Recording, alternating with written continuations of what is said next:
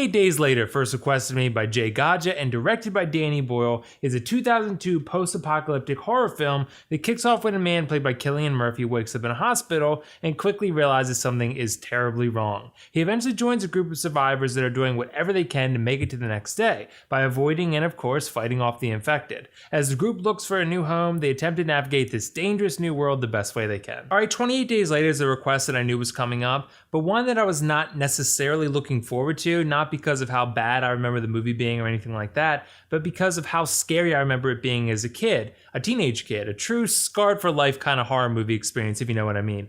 But now as an adult, I'm more mature, and I can watch the movie and analyze it a little more thoroughly because I'm not just overwhelmed with fear like I was as a kid. Ultimately though, I don't think 28 Days Later is an amazing film overall, but it certainly is a good one, and it's certainly a unique take on the zombie genre, which is definitely something to be proud of. I think the best thing that 28 Days Later has going for it is, like I mentioned, how scary it is. This is a zombie movie that gets the zombie experience right. It doesn't feel overly movie-like, it doesn't feel cliche at all, it feels like a genuine real-world zombie outbreak and kind of what that would feel like in the real world.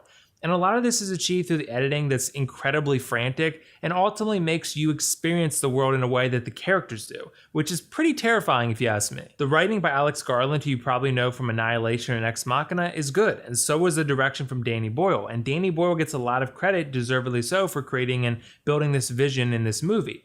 28 Days Later just has an atmosphere to it that's very different than most other zombie content because it feels way more grounded, if that makes sense. It feels like an extremely unfiltered, unforgiving look at a world that's just descended completely into chaos. It's violent, it's harsh, and it's, more importantly, regressive in that it's survival of the fittest. The zombies themselves are a big part of the whole thing because it is a zombie movie, but the characters are ultimately kind of what drives the story here. I'm sort of hot and cold with these characters though, because on one hand, the movie intentionally gives us very few details about any of them. We know a few things about each of them here and there, but that's really about it. And the goal here was to obviously thrust normal everyday people into a chaotic and deadly environment and just see how they respond to it.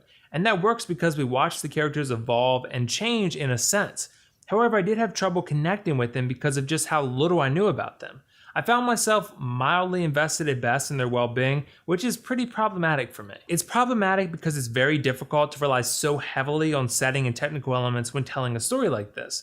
At some point, the characters have to grab you and get you invested in them because they're the lens through which you're viewing the world, this dark and crazy violent world they inhabit. And for me, I don't even remember any of the characters' names, and that's really just because I wasn't very connected to them, and I just felt like they weren't all that interesting either.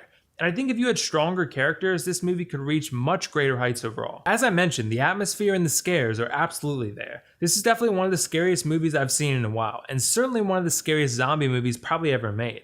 If you're looking for pure horror, then this is your movie probably, because 28 Days Later feels so real, like you're almost living out the scenarios you're seeing on screen with this crazy zombie apocalypse, and you're just trying to survive like everyone else, like one of these characters. And let me tell you, it's not a good feeling. Thematically, this is a very dark movie. There's very few positive things that go on in this world, and that's probably because the goal seems to be to provide insight into basic human nature. This is sort of the draw for almost all post-apocalyptic content, especially zombie ones. How do humans behave when societal barriers break down? What do we value and to what lengths will we go to survive? This is compelling drama because it throws us into situations that are so foreign to us, and it's engaging in that way, in a really dark way. What I also liked about 28 Days Later is how the story sort of becomes something different in the third act. In the beginning, there's understandably a heavy focus on the actual zombies and the infection that's spreading across the country. But in the latter parts of the film, the story shifts its focus more towards how humans behave when there's no rule of law, like I mentioned. When our survival instinct kicks in, what lengths will we go to ensure we indeed survive? At this point, the movie becomes enlightening in a really dark and twisted kind of way, because you'll start to wonder who you can trust, just like the characters do. And I like the third act more overall just because it's something more than just zombies attacking people, which is great. But here's something else I didn't love. So I mentioned earlier that I like the way the film is shot and edited to be a cool and engaging way to immerse the viewer into this crazy, frantic world. I also found it at times discombobulating as well. I feel like they overdo it sometimes in how frantic everything feels and how much shaky cam is actually incorporated. The shots are really shaky for the most part, and the cuts are so fast that it's often just very difficult to even tell what's going on.